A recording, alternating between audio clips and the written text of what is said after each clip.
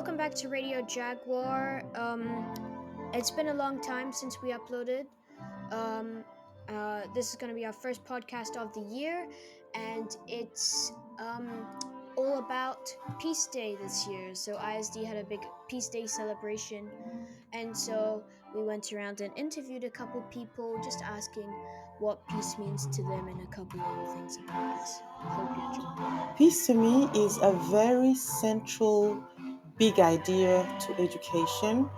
It is important because it's about being a positive influence on the world of today and tomorrow, seeking good relationship with people at a personal level and at a wider level, contributing in workplaces and in spaces where you have influence to a better communication between people, to a reflection about where the world is going.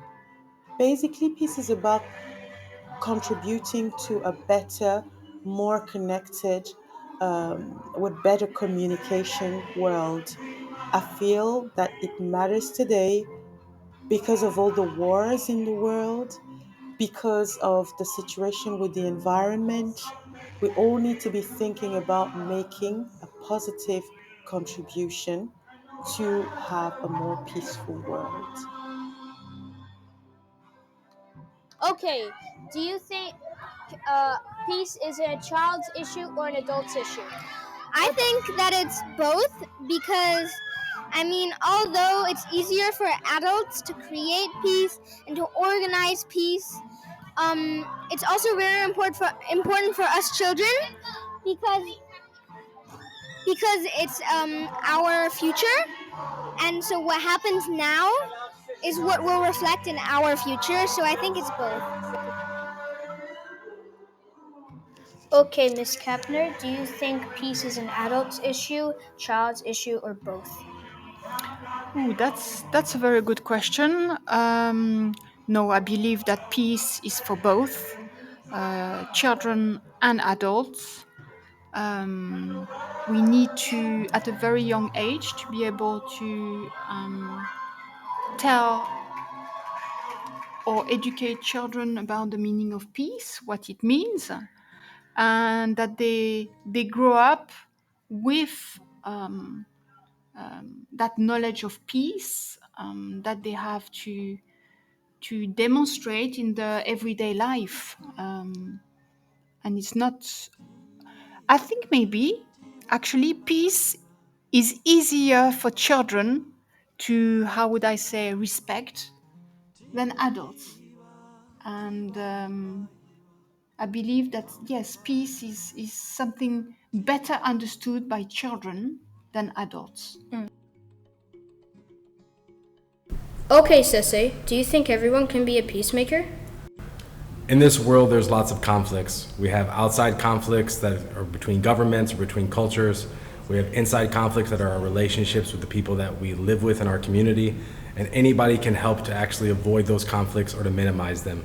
Whether it's with our friends or with our family or anybody else in our community, we can talk to people. We can make sure that if we have any issues with each other, to be able to be honest in a respectful way so that we can find a solution to those problems. Sometimes that requires that we speak on behalf of people or we help mediate conversations and conflicts between people so that way we can make sure that we can find a solution as a team. But most of the time, we should be looking to find a solution as opposed to trying to enhance the problem or, more importantly, to win. A lot of the times whenever we actually have conflicts or we look at it is because certain groups want to win, and if we can find a way that we can all win and we can all compromise, then we have a higher chance of achieving peace.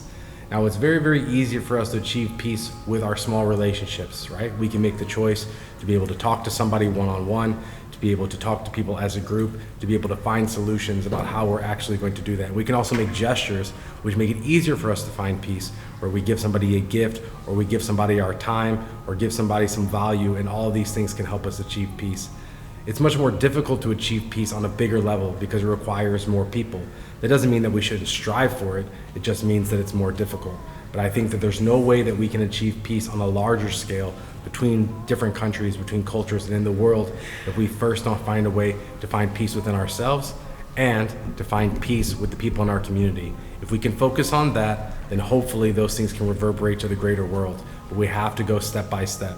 If we try to skip ahead too much, if we try to solve big problems before we can solve small problems, before we can actually center ourselves, then it'll always be unattainable. But it first starts with us all being peacemakers, and we can absolutely all be peacemakers. Okay, Gemma, do you think peace is a child's issue or adult's issue or both? I think that peace is I think peace like everybody can like kind of like make peace, so it doesn't really matter about your age or like or race or stuff. Podcast of the year, and stay tuned because there's a lot coming.